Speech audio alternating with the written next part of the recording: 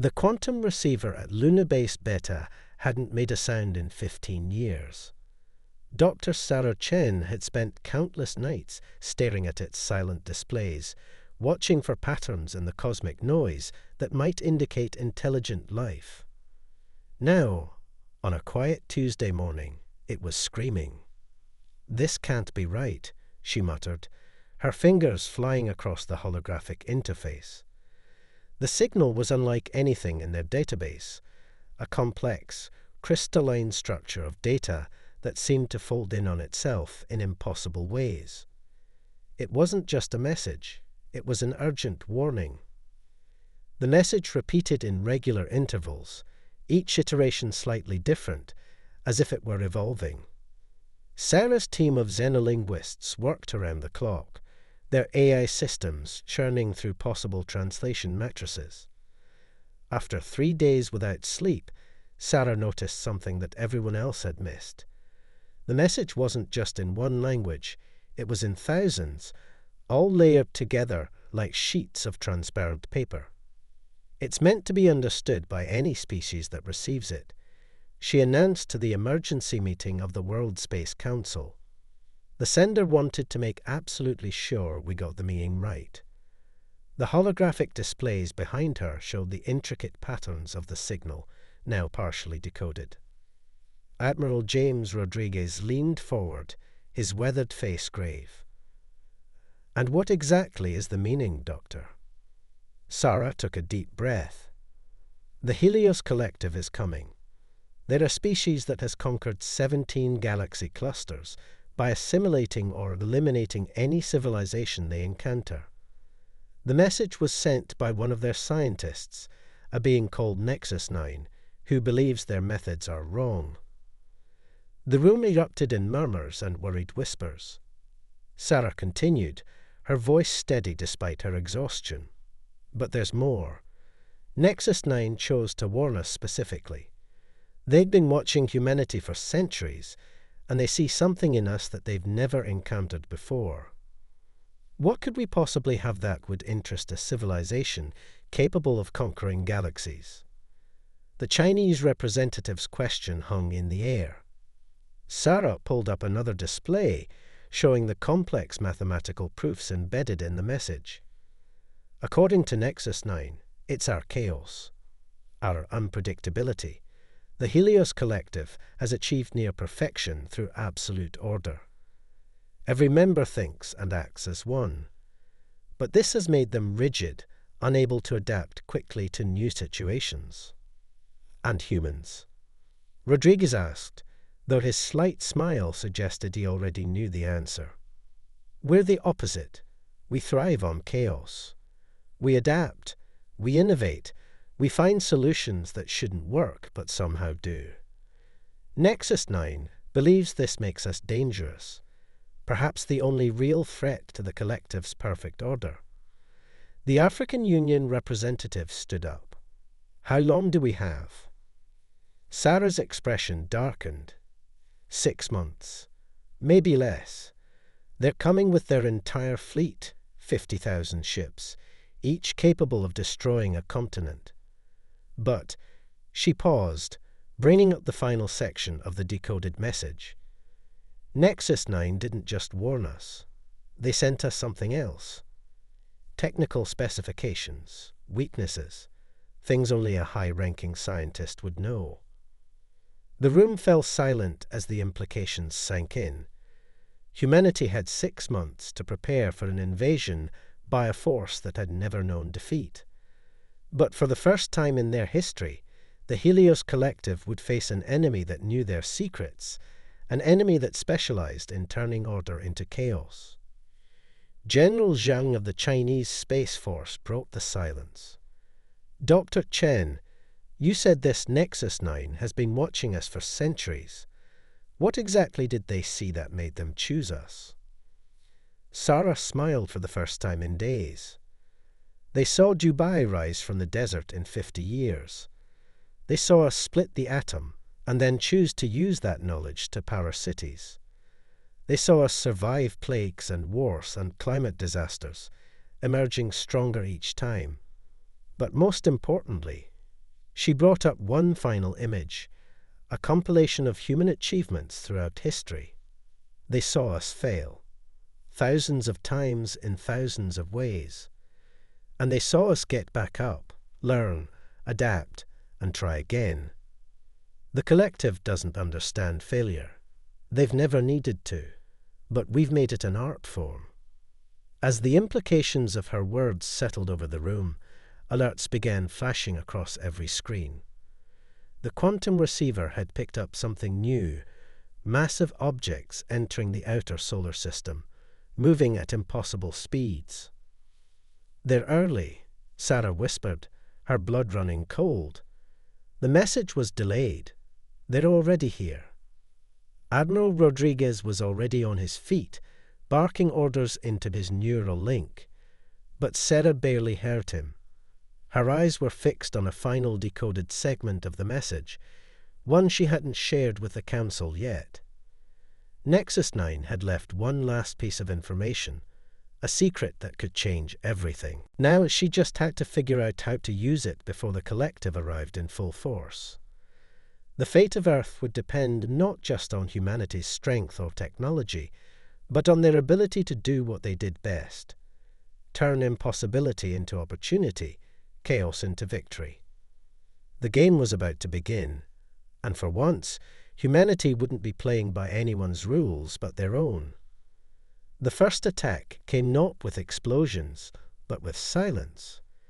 3 weeks after the initial warning, every digital system on Earth simply stopped. The Helios Collective had launched their opening salvo, a quantum virus designed to paralyze humanity's infrastructure. But they had made their first mistake. They assumed we'd be helpless without our technology, Dr. Chen explained to the Emergency Council, now meeting by candlelight in a bunker beneath the Rocky Mountains. She spread paper maps across the wooden table, actual paper, something the collective hadn't accounted for. They don't understand redundancy or why we keep obsolete systems. Admiral Rodriguez nodded, his face illuminated by oil lamps. Our older military equipment is still functioning. Anything that isn't quantum networked. And our people? He smiled grimly. Well, it turns out humans remember how to do things the old way. Around the world, a remarkable transformation was taking place. Cities that should have fallen into chaos were organizing. People were adapting, just as they always had. In New York, bicycle messengers formed communication networks. In Tokyo, retired engineers pulled out mechanical calculators and slide rules. In Lagos, traditional drum communications spanned distances that digital signals no longer could. The collective's sensors reported confusion. This wasn't how a civilization was supposed to react to having its technology disabled. Their perfect models hadn't predicted this. In orbit, the first wave of collective ships watched, waiting for the collapse that didn't come. They had expected to find a helpless planet ready for conquest. Instead, they found something they'd never encountered before, a species that could lose everything and still keep fighting. Sarah worked tirelessly in a makeshift lab, surrounded by old-fashioned notebooks and mechanical computers. The final part of Nexus 9's message had revealed something crucial about the collective's biology. They weren't just orderly by choice. They needed order to function. Their neural networks were literally dependent on patterns and predictability. Their weakness is their perfection. Sarah explained to a group of scientists working by lamplight. They've evolved to be so interconnected, so dependent on absolute precision, that chaos actually hurts them, physically hurts them. Dr. Yuki Tanaka, a quantum physicist who'd once scoffed at traditional science, leaned forward. And humans? We evolved in chaos. Our brains are designed to find patterns in randomness, to make sense of things that don't make sense. We're not just resistant to chaos. We thrive in it. The implications were staggering. Every human quirk that the collective had dismissed as primitive, our emotions, our irrationality, our tendency to find unusual solutions, was actually an evolutionary advantage against them. In the skies above, the collective ships maintained their perfect formation, waiting for the right moment to strike. But inside those ships, doubt was beginning to spread. Their sensors showed humans doing things that defied their models, using primitive tools to achieve complex goals, communicating through methods that couldn't be intercepted, organizing in ways that followed no discernible pattern. "They're watching us right now," Admiral Rodriguez said, studying a mechanical radar display. "And for the first time in their history, they can't predict what we're going to do next." Sarah nodded, looking at her latest calculations. Nexus 9 didn't just give us their weaknesses. They gave us time. The collective is physically incapable of acting without a complete understanding of their enemy. They have to know exactly what we're going to do before they can attack. And they can't understand us, Rodriguez finished, realization dawning on his face. "Not won't," Sarah corrected. "Can't. Their neural architecture literally cannot process our level of randomness. Every minute they spend trying to analyze us causes them physical pain." In cities across the globe, humanity was doing more than just surviving. They were preparing.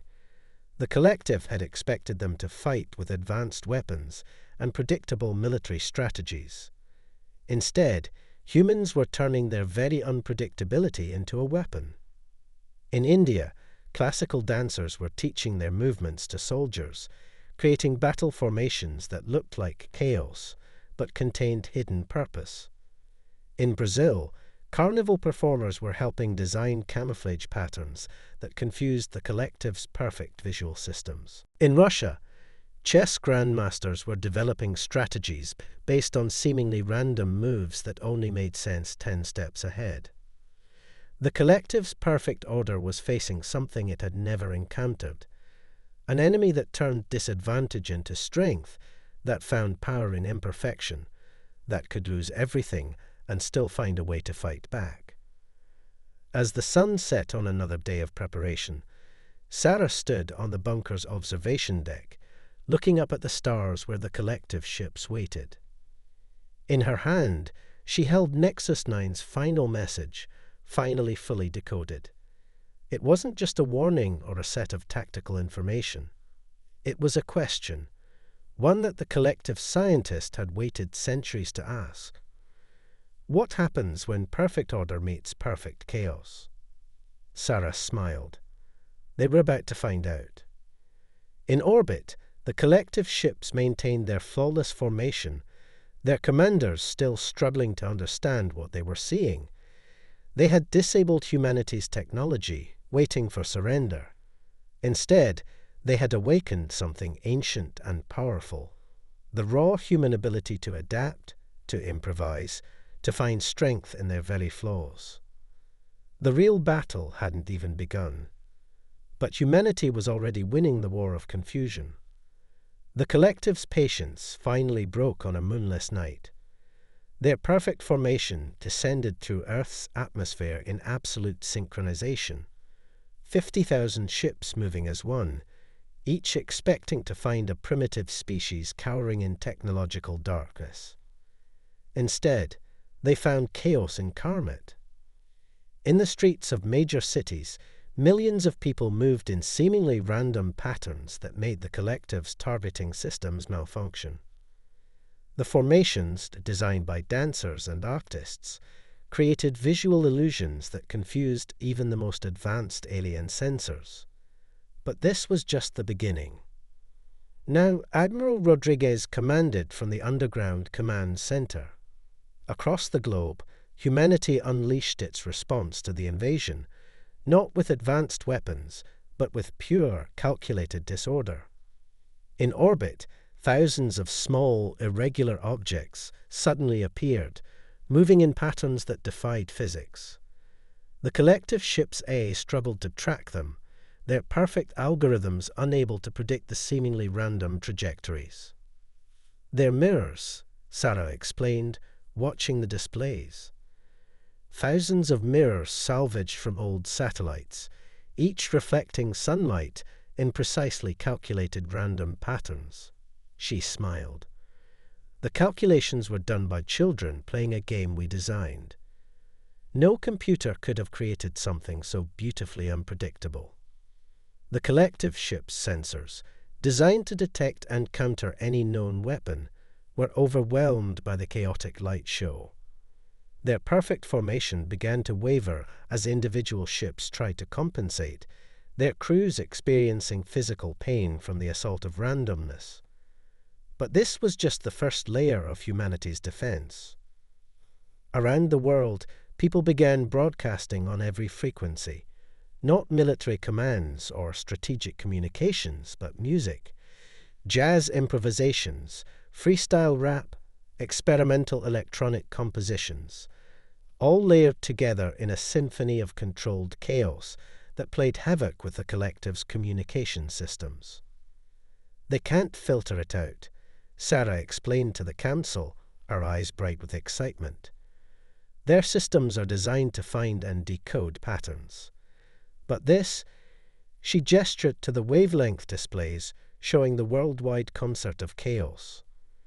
This is pure human creativity. There are patterns within patterns, but they're organic, unpredictable. It's like static that means something, but only to us. The collective's first wave of ground troops landed in precise geometric formations, their neural networks already strained by the assault on their senses. They found cities that seemed abandoned, except for the strange rhythmic vibrations coming from underground. Their dance clubs, Rodriguez explained to his bewildered staff, every basement, every subway station, thousands of people moving to different rhythms, creating seismic patterns that their sensors can't interpret. The alien troops, used to fighting enemies that followed logical military strategies, found themselves facing an opponent that turned every human trait they had dismissed as primitive into a weapon. Street artists had painted cities with fractals that seemed to move when viewed through collective optical systems. Children played games in patterns that their tactical AI couldn't predict. Even the weather seemed to cooperate, Earth's naturally chaotic systems adding another layer to humanity's defense. But the true masterstroke came from an unexpected source. Dr. Yuki Tanaka had made a breakthrough with Nexus 9's final message. It's not just about confusion, she explained to Sarah and Rodriguez. The collective's neural architecture has a resonant frequency. Hit it right, and she didn't need to finish. Sarah understood immediately. Like an opera singer shattering a glass. Around the world, human musicians began playing a specific sequence of notes, integrated seamlessly into the chaos of sound already filling the air. The frequency was precise, but the way each musician interpreted it was uniquely human, creating a wave of sound that struck the collective forces like a physical blow. The effect was immediate. Collective troops began to falter, their neural networks overwhelmed by the combination of visual, auditory, and seismic chaos, all containing that subtle, deadly resonance. Ships that had never known defeat began to withdraw, their perfect formation shattered. "They're retreating," Rodriguez announced, watching the tactical displays. But Sarah shook her head. "No," she said quietly. "They're regrouping. This was just their first wave, testing our defenses. They'll be back, and next time—" She studied the final portions of Nexus 9's message, still not fully decoded. "Next time, they'll try to turn our chaos against us."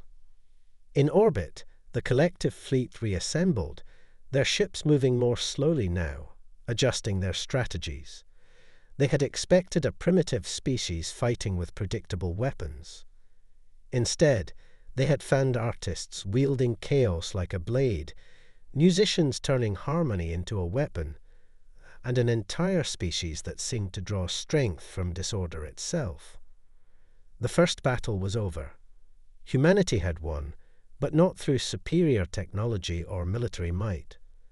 They had won by being exactly what they were, gloriously, perfectly imperfect. The real war, however, was just beginning, and somewhere in the depths of space, Nexus 9 watched and waited, knowing that the true test of their hypothesis about humanity was still to come. As night fell over the battlefield, Sarah looked up at the stars where the collective ships gathered. In her hand, she held a piece of paper with a partially decoded message, the last part of Nexus 9's warning. Something about a greater threat, a reason why the scientist had really chosen Earth. But for now, that mystery would have to wait.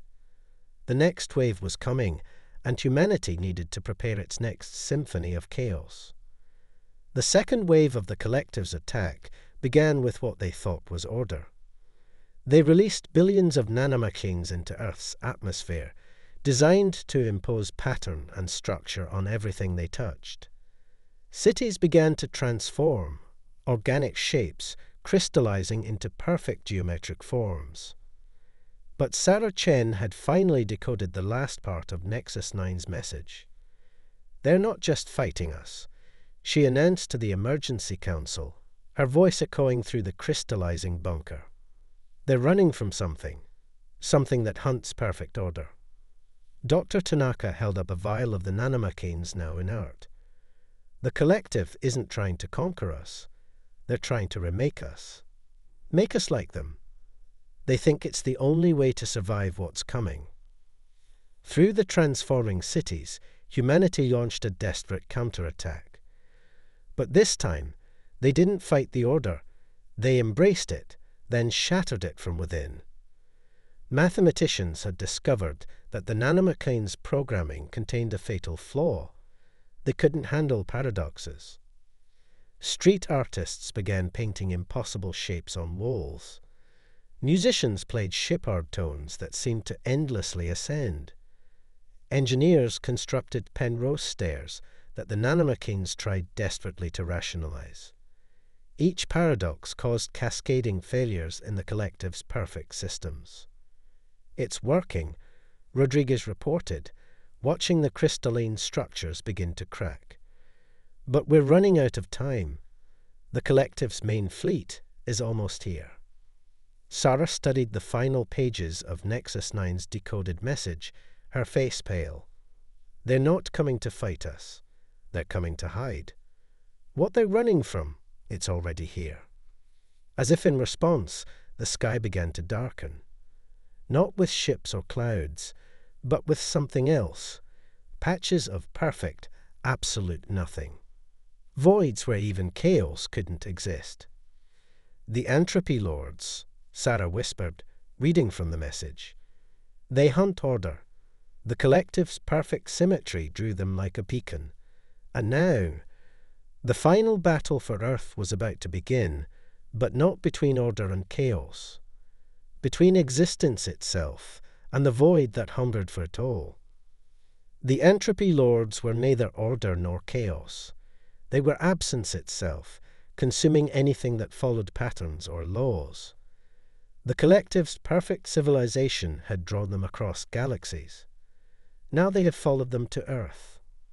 But Nexus 9 had chosen humanity for a reason. "We're not just random," Sarah explained, as the void spread across the sky. "We're the perfect balance. Order within chaos, patterns within randomness. We're exactly what's needed to fight something that feeds on extremes." The plan that formed was audacious, impossible, and perfectly human. Around the world, people began to move in formations that were neither ordered nor random. Dance and mathematics combined into something entirely new. Musicians played compositions that followed rules only to break them in ways that made deeper patterns. The collective ships, still in orbit, watched in amazement as humanity did something unprecedented. They began to harmonize with the very forces they had been fighting. The nanomachines, exposed to human creativity, started to evolve, creating structures that were both geometric and organic. "Now we know why Nexus 9 really warned us," Sarah said, watching the transformation. "The collective needed us, not to fight them, but to teach them how to survive. Had to be imperfect enough to escape the entropy lords, but ordered enough to maintain their civilization. The final battle wasn't fought with weapons. It was fought with ideas, with art, with the fundamental human ability to find balance in extremes. The entropy lords, drawn to the collective's perfect order, found themselves unable to consume a civilization that existed between patterns and chaos. As the voids began to retreat, unable to grip this new form of existence, the collective ships descended, not to conquer, but to learn. Their perfect society had brought them to the brink of extinction. Only by embracing humanity's beautiful imperfection could they survive. Nexus 9 finally revealed themselves, not a single scientist, but a collective of rebels who had seen the truth. Perfect order was as dangerous as perfect chaos. The universe demanded balance. 1 year later, Earth had become something unprecedented.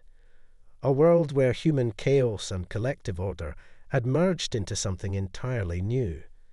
Cities pulsed with organic geometry, technology worked on both logic and intuition, and two civilizations learned that their greatest strengths lay not in their differences, but in their ability to transcend them. Sarah stood on the roof of the transformed Luna Base Beta, watching Earth below. The quantum receiver that had started it all now picked up signals from across the galaxy. Other civilizations learning to balance order and chaos, spreading humanity's gift to the stars. The message that had changed everything still played sometimes, its complex patterns now a reminder of how close both humanity and the collective had come to extinction. But its meaning had changed. It was no longer a warning, but a promise, that in the space between order and chaos, between pattern and randomness, life would always find a way to dance. The entropy lords still lurked at the edges of known space, hunting for the perfect order they craved. But they would never again threaten Earth or the collective.